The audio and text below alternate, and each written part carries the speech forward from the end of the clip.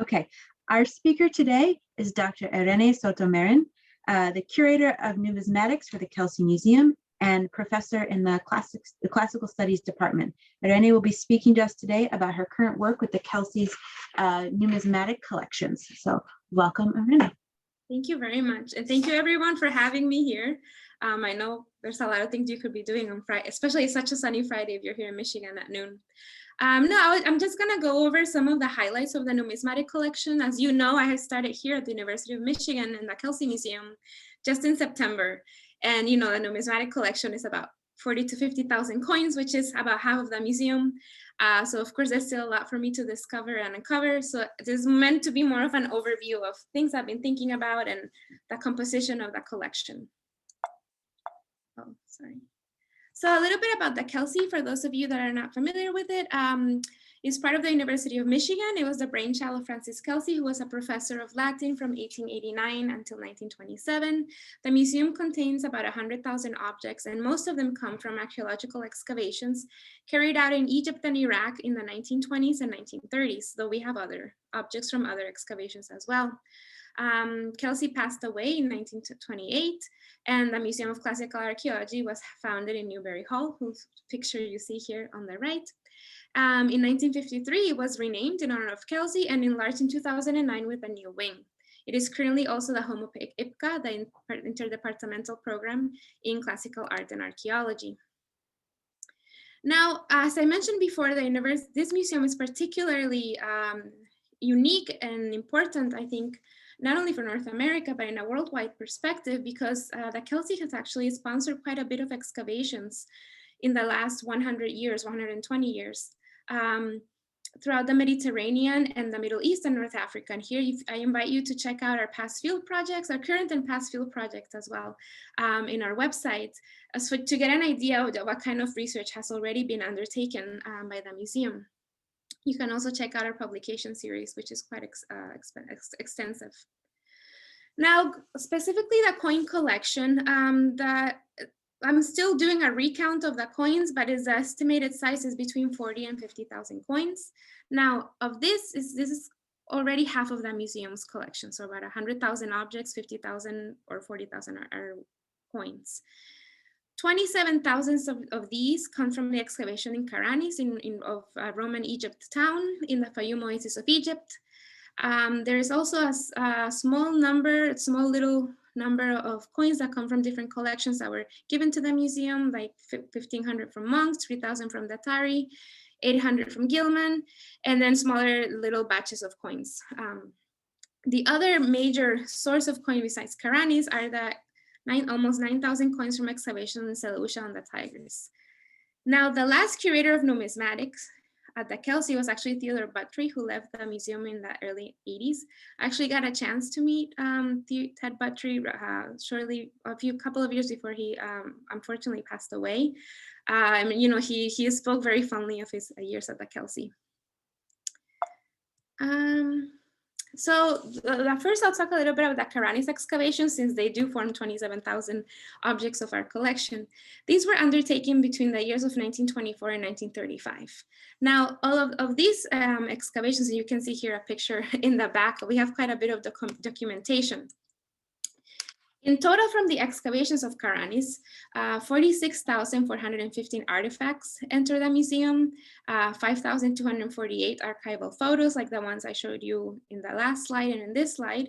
We also have 4 hours of motion picture footage, innumerable quantity of maps, notebooks, and published manuscript, and all in all, they hoard about 44% of the museum's holding. Furthermore, although it's not in the Kelsey, we work very closely as well with the Papyrology collection here in the University of Michigan, because they include 2,603 individually cataloged papyri and wax tablets. Now, this collection of texts in the University of Michigan is also really important because they're archaeologically contextualized papyri. So that means that we can have an archaeological context for these texts. And they talk a lot about the life of Karanis, and there's been substantial work on the publication of these texts. So it is one of my hopes for the future to be able to pair the coins and the information that we have in the numismatic collection with the information that we have from the papyrological sources. Now, of the coins from Karanis, as I mentioned earlier, almost 27,000 entered the Kelsey of 30,000 found. 2,049 were found as single specimens, and the rest are found in 38 hoards. Now, for those of you that may not be familiar with history of archaeological sites in Egypt, this means the hoards from Karanis are particularly important for understanding the longue durée monetary history of the Roman period. There's no other site in Egypt for which we have so many hoards. So it means that there's a lot of, that has been written about Egyptian monetary history and also general monetary history based on these 38 hoards. Now of these 38, 24 hoards were found in one single complex of buildings. So when you think about, the overrepresentation of data of the Karanis hoards, we do have a bit of a skew towards a particular series of buildings in the site. I put here a small, a little bit blurry, I apologize, snapshot of the publication that was done by Hadbet Pedersen in 1964. And they actually did, for the 1960s, actually a really good quality publication of archaeologically contextualizing the hoard. And it is from this that a lot of monetary history books has been written on the history of, as I mentioned, of not only coinage in Roman Egypt, but also Roman provincial coinage. There's a lot of information we have from the coins of Karanis. For understanding more importantly why Alexandrian coinage or Egyptian coinage is so important for Roman monetary history is because from the coinage of Alexandria, even though it's a closed currency system, it's the only province for which we have all of the series of emperors' portraits in Roman monetary history. So it is a big source of information for Roman provincial and Roman imperial coinage. Here's a picture of one of my favorite coin in the Kelsey, which is actually a tetragram from the 3rd century. It is from the reign of Philip I, or also known as Philip the Arab. And it's of Isis depicted on the reverse. I mean, you can see she's depicted in a very Hellenized way as well, with the headdress and this kind of like cuirassed chest piece. And it's part of Hoard 1, also excavated in Karanis. Now these tetragrams, I point this one out because of course I won't have a chance to talk about all the coins, but the majority of the coins come from the 3rd century. And this is important to understand, again, when we talk about the skewed view of history that we have. For those of you familiar with Roman history, you'll know that the 3rd century is a period of high debasement, high inflation, and a lot of political turmoil and turnaround rate of emperors. Now, the reign of Philip the Arab was relatively stable compared to those that would come subsequently after, but there was still quite a turning out of coins, which means that there's such a plurality of coin types that we have, and most of the coins of the 3rd century are the ones that are here at the Kelsey. So again, it's a very important source of information for understanding monetary history, both in the long durée of Roman Egypt, but also in a particular period where there's a lot of turning and turning around of emperors in the provinces as well. So it's kind of interesting to see the impact of empire in the provinces in this kind of period of political turmoil. And the importance that these emperors had in minting coins, because they all minted coins. And it's something that we see very evident in the numismatic evidence, that as soon as you're emperor, you mint a coin. Is one of the ways that you want to assert your control and pay for your own expenses. Now, other things that we have in Karanis that I actually want to highlight more in the future as well is the work of the local population during the excavations. And we have, for example, this is one of my favorite archival documents that I've come across this year. This is a workman's schedule for the canal near Karanis. And you can see here there's the names. I believe this is from 1926, if I'm correct. I could be wrong. But who's watching what? We have the names of everyone. And it just gives you like a very human perspective on the excavation, on these excavations. So there's something in tandem with the coins that I always want to highlight when we talk about the archival material, to remember that these were people. It was a team effort to excavate all of these things that I'm talking about. Just some images of Karanis. Here's some granaries. And yeah, just showing that the completeness of the context. The site no longer looks like this, unfortunately, but you can see how complete the site was when it was excavated in the 1920s and 30s. Another highlight of our collection are also particularly important for monetary history are this publication that Butchie was one of the main ones that he did while he was here, is the Pharaonic Imitation of Athenian Tetragrams, which was published in 1982. It was republished again in further considerations by Peter Van Alphen, curator of Greek coins at the American Numismatic Society. This particular hoard is here in the Kelsey and is really important because it's the first time that, prior to this, prior to Alexander the Great, Egypt didn't have its own coinage system. There was coins circulating in the province, but not its own proper coinage system. And we do have this, one of the biggest evidence that we have of the circulation of coinage, because we have these imitation of Athenian owls, prior to this classical Athenian owls, found in Egypt. So it's a very important understanding for the diffusion of this type of coinage outside of not only Greece, but Greek-speaking zones. Now, the other source, as I mentioned, of our collection are from the excavations of Seleucia-on-the-Tigris in modern day Iraq. It's located about, I believe, 19 miles south of Baghdad. And it was excavated by the University of Michigan from 1927 to 1932, and then again in the 36 to 37 season.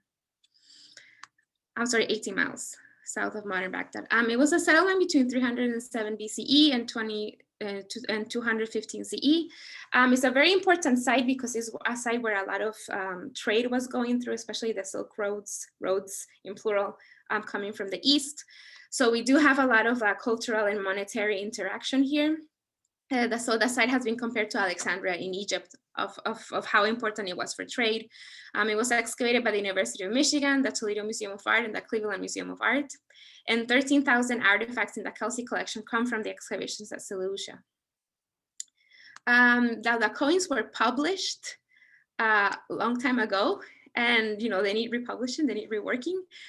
So it will be another project that I want to work on in the future. But there was 30,000 coins excavated, and only about 9,000 for them are in the Kelsey. The other ones are scattered over in other museum collections.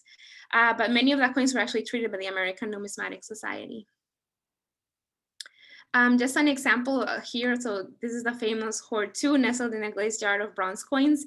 The bronze coins are actually Parthian, so they're a little bit later, and they're still in the jar.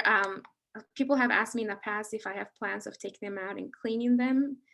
Not yet. I think it looks very nice there, and I think we can identify a couple to have an idea of what the hoard consists like, and I think it has been identified. So it's not in my idea to take apart this wonderful hoard. It's a very rare, one of a kind. I don't think I've ever seen, and I've asked some of my curatorial friends as well, this kind of like double nestled jars to hold the hoard.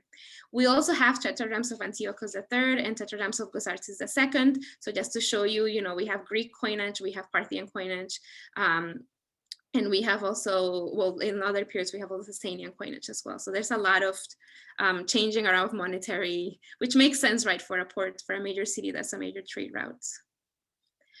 And yeah, I'm almost running out of time. So look, moving forward, these are things that I'm working on now. So I've highlighted here on the left, you can see some of our Ptolemaic coinage that comes, I believe, from the monks in the Datari collection. I could be wrong about that though, I have to double check.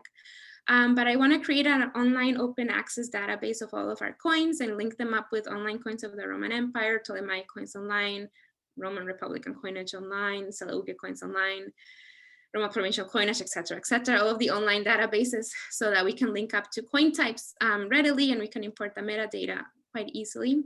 So we have already purchased a system to do that, and it should be arriving next week. I just got an email today that it should be arriving. It's coming all this way from Germany, and we're still cataloging the collection this summer, or sooner rather than later. Ideally this summer, but I think I might start a little sooner.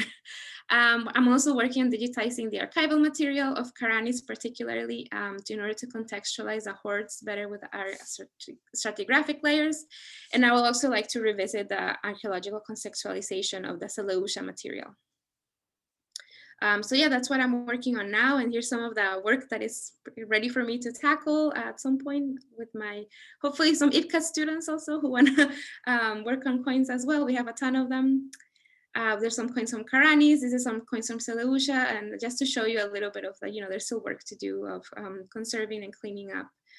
But the collection is very well organized, so you can see every coin has its own envelope. We're working on, with Sebastian Encina, one of our registrars, we're working on for the bronze coinage, reworking on some of the ways these coins are stored, just to make sure that to avoid any kind of bronze disease or things that might happen in the future. And we also have some coins, surface finds from Karanis to clean up still. And yeah, I didn't want to leave without also highlighting a wonderful collection we have of Ius Grave, early Roman coinage, which I think is a wonderful source. I mean, for those of you familiar with Roman Republican or early Roman coinage, this is very rare to have such a nice collection. So this is another area where I will gladly take the help of our director, Nicoletta Renato, but also, hopefully have some students working on these, this particular, or revisiting this particular coinage. And yeah, thank you very much. And I welcome all your questions. Thank you, Irene. I think we have a couple of questions in the Q&A right now. I don't know if you can see it or not. I have. So let's see, we have, why did owls appear with Athenian coins? Is the first question. Why are there owls with Athenian coins? That's the symbol of Athena, the owls. It's always been so this imitation, it's always been associated with Athena as one of the classical images of Athenian coinage. So these are imitations. That means they're making their own coinage based on the Athenian owls that are circulating in the rest of the Mediterranean. Great, thank you. And then next question is, what would the process of removing and cleaning the coins in the jar consist of? I don't want to do it. I don't think we should. We have. So one of my reluctance to do it is that we already have coins that look like this from the site, so we know the composition and we know they're Parthian. I think it would damage. It could potentially really damage the ceramic jars because the coins are I think the bottom ones are fused together. So they would have to take it apart one by one. It would be very time consuming. And I'm not sure that we would actually get that much information that it would be worth it to take it apart. So yeah, it would consist of basically cleaning up the coins, applying some specific cleaners to be able to detach each coin individually without breaking the jar. So already, bronze coins tend to fuse together, and taking it apart would be really, it's already hard if it's not surrounded by a vessel, within a vessel, and it's such a wonderful vessel like this, glazed jars, both of them, you can see both vessels are glazed. I don't want to touch that. That's why I think it should stay as it is. Thank you. Another question is, what database or software are you using to manage the data and to make it publicly available? So this is an ongoing conversation I'm having both with the registrars, also the ANS, the American Numismatic Society, because they have been the ones that have kind of set forth this online linked open data and online resources for numismatics. So I want to make sure that our data can speak to their database because they have cataloged all the Roman coinage and all the Greek coinages as well. That shouldn't be hard because they made theirs quite compatible with different kinds of systems. But that short answer is I don't know yet, but I'm in conversation of devising which system would work best to communicate not only with the database here, but databases of other coins around the world. Great. And do you get a lot of researchers coming to the Kelsey in normal times, since you have such a substantial, complete collection? I don't know because I haven't been here in normal times. I've gotten at least 3 or 4 requests that I have seen on numismatic collections specifically. So I don't know the answer to that because I arrived in September. So I haven't seen normal times, but I have seen quite a few requests. And then we have is there any significance to the fact that 30,000 coins were found both at Karanis and at Seleucia, having to do with size or with comparable site duration? That's a good question. I don't think I've ever thought about it that way. It sounds to me like more of a coincidence more than anything. But I haven't thought about usage and daily usage of coinage and duration of that. I think it might be hard to calculate also. Also to be said, these are all estimates, because also some coins stayed in Cairo in the case of Karanis, and we have a lot of more coins here in the cabinet. So I do want to do a reassessment and count everything. But I don't know. To me, it sounds more a coincidence than anything, given that the sites are very different. All right. Can you give a brief overview of the characteristics of the earliest Roman Republican coins? I don't think I can. I'm sorry. I can point you to resources. I don't know if I have the time right now to go over them. But early, I mean, I can point you to a really nice article by Seth Bernard that was published recently on early Roman coinage. Yeah, they're just very large bronze pieces, and they get, they just start with like actual pieces of bronze, and then we started to get these other coins that you can see here. They're actually very heavy. And that's a little bit different from the development of silver and electrum coinage that we see earlier in the East. So I think Roman coinage has its own idiosyncratic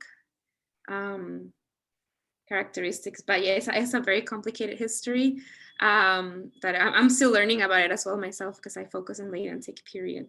But there's a lot of wonderful resources on it. Thank you. This is a hard question, but how will you deal with the problematic stratigraphy at Karanis? So this is something I've been thinking about even before I got the job here. So the stratigraphy of Karanis, the hoards have been used to date a lot of the stratigraphy.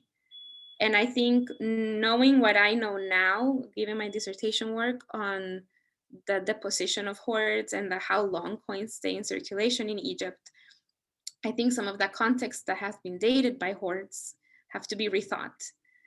And also, this is why it's useful to not just use coins for dating. You have to use other material as well, whether it's texts, whether it's archaeobotanical material, which we have a wonderful archaeobotanist here at the Kelsey working on the archaeobotanical material at Karanis with important results. You have to look at ceramics as well, although they have a complicated chronological system. But I think the hoards that were used to date some of the sites have to be relooked again, because in some cases, I know, for example, that some hoards were thought to be buried in the middle of the 2nd century, but I have a hunch that they were actually buried closer in the 3rd century, because coins in Egypt, especially high value coinage, stays in circulation much longer than they were minted. So I think this is something that will take a while, is one of the reasons why I want to digitize the archives.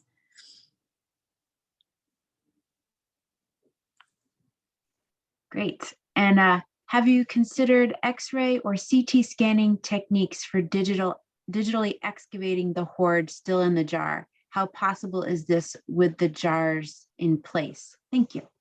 That's a really good question. I think it's actually very hard, because the glaze that you see on this jar, do you see the glaze here? Some of it is like metallic in some sense, like, the ceramic itself produces this kind of metallic sheet.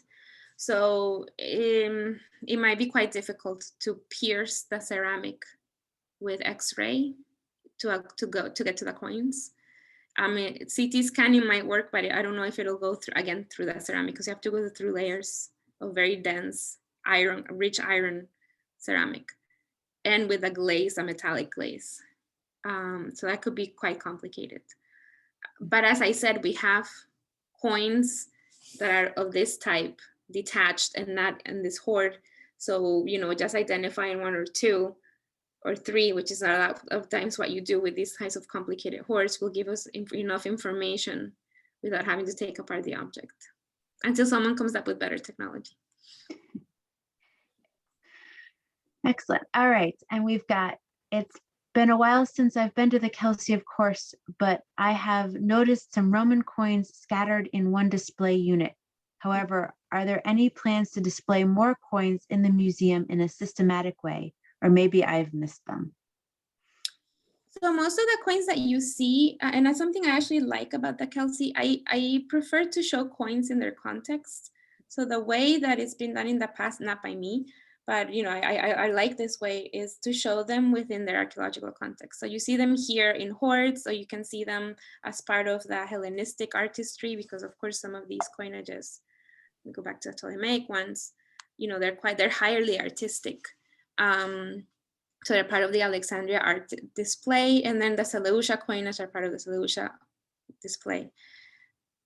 Because we are an archaeological museum, I don't want to separate coins from their context as much as I can. So I do want to, if I ever redisplay them, I do want to keep them within their archaeological context rather than, you know, display like, okay, let's do a gallery on coins. I feel like that's a little bit more for doing like an understanding of monetary history. And I think that's not what the Kelsey's strength is in. I think that Kelsey's strength is to have a really archaeologically sourced numismatic collection. So it's more about what the coins can tell us about the sites that they come from. Great, thank you. And we have two more questions. One is, would you ever consider using local volunteers? I would love to be involved. Yes, I mean, that's the whole point. Once we have them all digitized and, you know, open access, you know, because we have a very small, like, or compact, not small, but it's very compact, our storage unit. So of course that limits the amount of people that can work in the collection. But, you know, once the archives and the coins and everything is open access, like my dream is that anyone can go and look at the coin, go look at pictures, take a close-up view. I don't know if you can see these pictures I've taken recently of the coin. So this is like the quality that I'm hopefully striving for. So you can, you know, work with the material from offsite. Now, if you want to write a dissertation, IPCA students, you can, you know, go come in and you know, weigh them and stuff. But my whole dream is that people can access it even if they're countries away. Awesome. Yeah, I'm excited about access to these things too for teaching. Yeah. And our last question is there a reason why Sasanian coins are very thin and flat, unlike Greek and Parthian coins? Well, late antique coins in general, as a late antique person, they tend to be smaller and flatter and just dinkier. I'm thinking of the late Roman Empire. I don't have a quick answer to that. My sense is that it's just a more monetized society. So they're just like, there's just more coins, so they're less special. That's like a cheap cop out though. So that's my hunch, but I don't have a reason why they might be thinner. I think it's just, they're just lower value denominations, because we do have solidi and much also circulating in this area of the world, and also other types of coinages. I don't know if Sasanian particularly, but other types of coinages that are better quality. I think with bronze coinages, it just tends to, the material itself is not very valuable, so you're gonna produce smaller denomination daily transaction coinage. All right. Well, thank you so much, Irene, and thank you so much to all of our participants here today. I hope everyone enjoyed today's talk. I know I certainly did. And I would like to invite everyone to return for our next Flash Talk, which is Friday, April 2nd. The title is Be of Good Cheer, the Colorful Grave Markers of Ancient Terenuthis, and that will be with our conservators, Carrie Roberts and Suzanne Davis. Thanks so much, everyone. Thank you, everyone. Bye.